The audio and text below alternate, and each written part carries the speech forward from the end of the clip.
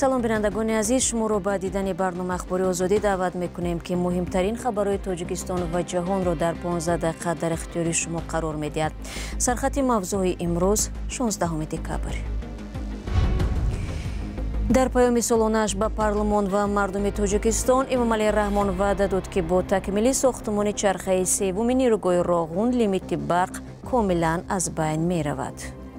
аз соли 27 фаромӯш мекунем дигар барқ куштан, барқвай кардан. агар пул нафиристанд, оилаҳояшон гурусна мемонанд. Як таҳқиқи тоза нишон додааст пуле ки муҳоҷирон ба оилаҳояшон мефиристанд манбаи асосии даромади хонаводаҳои зиёде дар Тоҷикистон мебошад. ва сокинони яке аз кӯчаҳои Душанбе аз таъмири ба дарозо кашидаи роҳ ба дод омадаанд, аммо мақомот мегӯянд кор ба зудӣ анҷом меёбад. ایواز کردن زیاده از 56 کیلومتر قبور به انجام رسانده شده است. عین حال پیوست نمودن قبورها به شبکه‌های موجود بوده رفته شده است. اما شروع میکنیم از اون که امروز 16 دکبر در نتیجه حمله یک نابالغ به مکتب در ناحیه ادینسووا ولایت مسکو یک نورسی 10 ساله توجیک کشته شده است. بنا به گزارش بخش روسی رادیو آزادی، نورسی 15 ساله با کارد به مکتب در محله گورکی 2 وارد شده. اول پاسبان مکتب و سپس یک نورس را تیغ زده است. نورس که از او رسانه‌های روسیه قابل جان نام بردند بر اثر زخم‌های عمیق جان داده است. مادر کودک کشته شده به مکتب دعوت گردیده است و وحشت و اندوهی او در نوار دیده می شود. رئیس امور داخلی مسکو گفته است که حمله‌ور را دستگیر کردند. به نوشته رسانه‌های روسیه او در صنف نهم همین مکتب می‌خوانده است. در اینترنت ویدیویی که حمله‌ور برداشته است نشر گردیده است و او هنگام روبرو آمدن با گروهی از معلولین و معلمانشان از آنها می‌پرسد که ملتشان چیست. درباره سبب‌های جنایت هنوز چیزی نگفتند. مقامات با اتهام کشتار و قصد کشتار پرونده جنایی باز کردند. یکی از همسایه‌های پسر بچه کشته شده در صحبت با رادیو آزادی از تاجیکستان بودن این خانواده را تصدیق کرد و گفت مادر کودکان همچون فراشکار و 2 فرزندش را به تنهایی کلان میکرد. پدر اویله 3 سال پیش فوت دیده است. президент Эмомалӣ Раҳмон бори дигар ба мардуми Тоҷикистон ваъда дод ки аз моҳи сентябри соли 2027 камбуди барқ ё лимит дар кишвар аз байн меравад. ӯ рӯзи 16 декабр дар ҳузури вакилони парлумон гуфт ки моҳи сентябри соли 2027 чархаи севуми нирӯгоҳи Роғун ба кор медарояд ва дигар барқ куштанро фаромӯш мекунем. ба мардуми шарифи Тоҷикистон бори дигар муроҷиат мекунам. بار دیگر ما را درست فهمید. ما شما از همه روزهای سخت و سنگینی در دوش ملت آمده سالهای 90 پس سر کرده بیرون شدیم.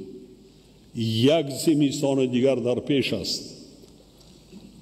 زمستان تیرما، زمستان سال 2026 از این زمستان سبکتر میگردد، چون که ما اقتدارهای نو به استفاده میدیم. خیلی بهتر می شود و ما شما تاریخاً از سال 27 فراموش می کنیم دیگر برق کشتن، برقوی کردن.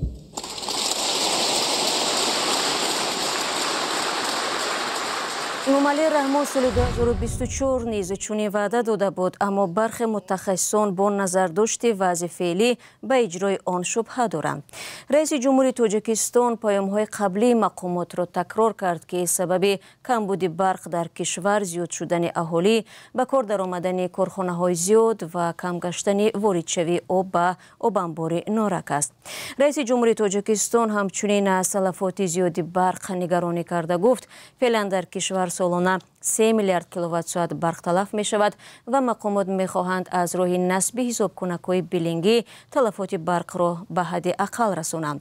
این سخنان رئیس جمهوری تاجیکستان در حال صدا داد که در ماه‌های اخیر مردم منطقه کشور به طور محدود در شبانه روز همگی از 1 تا 3 ساعت برق میگیرند. روز 15 دکبر خبرگزاری آسیا پلوس از قبل وزارت انرژی و ذخیره‌های آبی تاجیکستان خبر داد که در پی کمبود برق در داخل کشور تاجیکستان توجیکستان از ازبکستان در شبانه روز 2 میلیون کیلووات ساعت برق خریداری میکند. رو می‌آوریم به موضوعهای دیگر. یک تحقیق تازه نشان داده است پولی که مهاجران به خانواده‌هایشان می‌فرستند منبع اساسی درآمد عائله‌های زیادی در تاجیکستان است و اگر این پول نباشد ممکن است زن و فرزند و والدان مهاجران گرسنه مانند. تحقیق سازمان بین‌المللی مهاجرت است که دوره‌ای انجام می‌شود و این بار از ماه می تا ایول امسال را در بر گرفته است. در این تحقیق آمده است که بسیاری از مهاجران تاجیک از نصف زیاد و یا 53% مزد کار و درآمدشان را به وطن و خانواده‌هایشان می‌فرستند. همکارم طاهر سفر این تحقیق را خلاصه کرد و قبل از برنامه از او اول درباره نتیجه‌های اساسی آن پرسیدم. آمار و اطلاعاتی که هنگام تحقیق به دست آمده است تصویر روشنی را از سهم مهاجران در زندگی روزمره مردم و همین گونه اقتصاد تاجیکستان نشان می‌دهد. 87% آنهایی که برای کار به خارج و البته به روسیه می‌روند گفتند که به خانه پول می‌فرستند. اکثریتشان هر ماه و بعضی‌ها وابسته به درآمدی که می‌یابند. تقریباً 75% مهاجران تاجیک 25% یا حصه زیادتری از مزد کارشان را به تاجیکستان می‌فرستادند تا خانواده‌هایشان پول برای خوردن و تحصیل فرزندان و معالجه بیماری داشته باشند. در این میان 37% یا تقریباً 40% مهاجران گفتند که بیشتر از نصف درآمدشان را به تاجیکستان می‌فرستند و آنچه را که ماند برای خود یعنی پول اجاره و خورد و خوراک صرف می‌کنند. این آمار بار دیگر ثابت می‌کند که پول مهاجران کاری نه تنها یک منبع درآمد بلکه وسیله اساسی زنده و یا امان ماندن از گرسنگی و تنگ دستی در تاجیکستان باقی میماند. تحقیقات سازمان بین المللی مهاجرت در گذشته نشان داده است که قسمت پول زیادی که مهاجران تاجیک با کار و زحمت زیاد در ساختمان و دیگر جایها به دست می‌آورند به اصطلاح مردمی فقط برای شکم صرف می‌شده است. سوال دیگر از همکارم این بود که تا کجا پول مهاجران برای آینده دورتر خود آنها سرمایه گذاری می شود؟ برای مثال در تاجیکستان بیزنس خردی تشکیل کنند و پیش اهل خانواده کار و زندگی نمایند. واقعا منصبداران تاجیکستان اکثر وقت گفتند که میخواهند پولی که مهاجران میفرستند یا جمع میکنند برای صاحبکاری و تشکیل بیزنس خرد صرف شود، اما تحقیق واقعیت دیگر را نشان داده است. اکثریت مهاجران یا 93% آنهایی که سازمان بین المللی مهاجرت صحبت کرده است گفتند که با هدف دستگیری خانواده از جمله برای خرید مواد غذایی و تامین احتیاجات روزمره آنها پول میفرستادند. یک قسم دیگری پول مهاجران یعنی 57% برای معالجه، 47% برای پول تحصیل یگان دانشجو خرج می شده است. فقط 7% گفتند با هدف آن و برادر یا رفیق نزدیکشان پول فرستادند که بیزنس یا تجارتی را شروع کنند. یعنی حصه بسیار کمی از پول مهاجران برای صاحبکاری و سرمایه گذاری به تجارت خرد صرف می شده است. سبب این را تحقیقات زیادی پیشینه هم معلوم کردند و آن هم محیط نامساعد تجارت در تاجیکستان است، قبیل رشوه‌خواری، تمجوی مقامات در اداره‌های دولتی و رسمیات زیاد بوده است. دیگر اینکه خود مردمی که پایبند پول مهاجران هستند ذخیره کافی برای آغاز صاحبکاری ندارند و از این سبب مجبورند فقط احتیاجات اساسی خود را قانع گردانند، یعنی پولی را که مهاجران میفرستند برای شکم صرف کنند.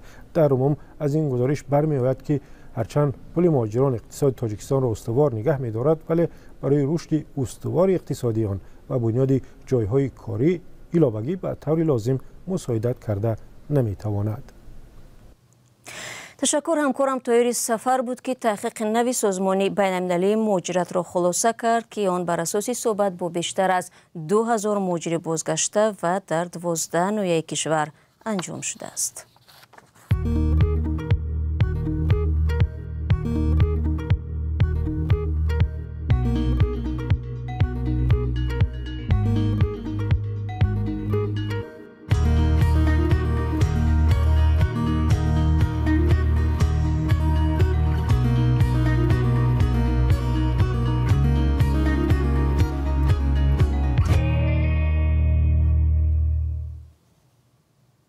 شما برنامه اخباری رادیو آزادی را تماشا دارید.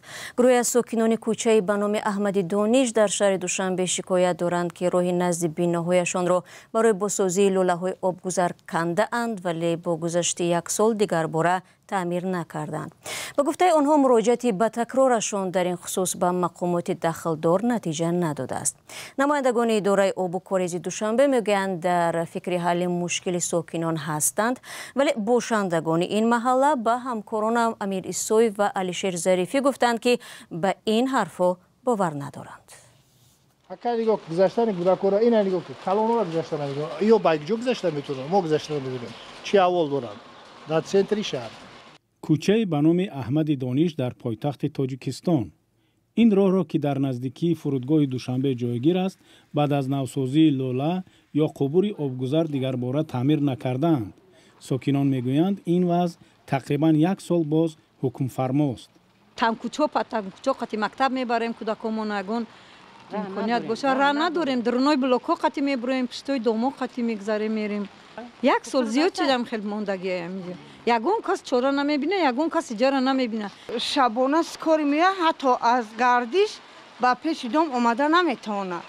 کی راه همین خیوزنی نه، ما التماس میکنیم نمیشوه. برای بیبی کلان خوجایبه که کم توان یا معیوب است گذشتن از این راه نه تنها مشکل بلکه خطرزا بوده است. حکومت نویش و منصور در اومدیم، وایده فهموندیم، رفتیم حکومت شهر در اومدیم. 1 بار نه 2 بار نه این قریب 7 ماه 8 ماه شد. میروم میبیم یکم خلاصه نامده سیم. ساکنان میگویند برف و باران وضع را طاقت فرسا میکند و بنابر آن تلاش دارند که مقامات راه را زودتر تعمیر کنند. از بهار سال 2025 در وضعیت بسیار بد قرار داریم. همه جا لای آب پیوسته فواره میزند. راه گشته نمیتوانیم. عموما حقوق ما سخت پایمال کرده می شود. ما باید در شرایط انسانی زندگی کنیم. آب قطع می شود، برق خاموش می شود.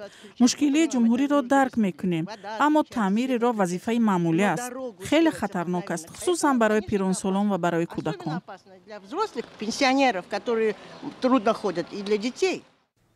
مقامات در نوبت خود گفتند که از مشکل ساکنان خبر دارند و در فکر حل آن هستند. ولی به قول سید مراد قلندرов سرمهندس کارخانه آب و کاریزی دوشنبه تا انجام کار کمی وقت ضرور است. این منطقه که شهروندان مراجعت نمودند، این منطقه کوچه احمد دانش تعلق دارد به منطقه که جمعیت سهامی شکلی شده استروی سرویس کارها را به اجرا رسانده است. در حقیقت امروز از طرف این شرکت ایواز کردن زیاده از 56 کیلومتر قبور به انجام رسانده شده است. عین حال پیوست نمودن قبورها به شبکه‌های موجود بوده رفته ایستاده است. تنها این منطقه هایی که کنده شده است زیاده از 56 کیلومتر بعد پورا به انجام پیوست رسیدن کارهای پیوست کنی جایهای اسفالت پوش شده با حالت اولا برگردانده می شود، یعنی منفرش کرده می شود. چون که در حالت منفرش کردن و حالت پیوست بعد حالت پیوست کردن حالت های ناگوار، یعنی بعضی کارهای ممکن که شبکه های در طرح نبوده، در سخیمه نبوده پیدا شود و یکم مشتری به او ماند. همصحبتان رادیو آزادی در کوچه به نام احمد دانش در دوشنبه شبهه دارند که مشکلشان به زودی حل شود. تا وزارت رفتیم، تا ودکانال رفتیم، معاون من حوض همصحبت قطعی شدیم، وعده‌های بردروغ، وعده‌های خشک خالی. تعمیر و نوسازی لوله‌های آبگذر در گوشه‌های دیگر دوشنبه نیز حرکت را در راه‌های پیاده‌گرد و ماشین‌گرد برای مدت مشکل می‌گردانند. مسئولان میگویند به وقت بیشتر نیاز دارند. ساکنان از بی‌توجهی به مشکلشان نگران هستند. دوستان عزیز، در همین ثانیه ها برنامه امروز اخبار آزادی را خلاصه میکنیم. تشکر با یکایک شما برای همراهی. خبر و گزارش از این بیشتر را میتوانید در سامانه azadi.org و همین گونه در صفحه های ما در شبکه‌های اجتماعی پیدا کنید. خود را تا فردا احتیاط کنید عزیزان و خدا نگهبان هر یک شما باشد.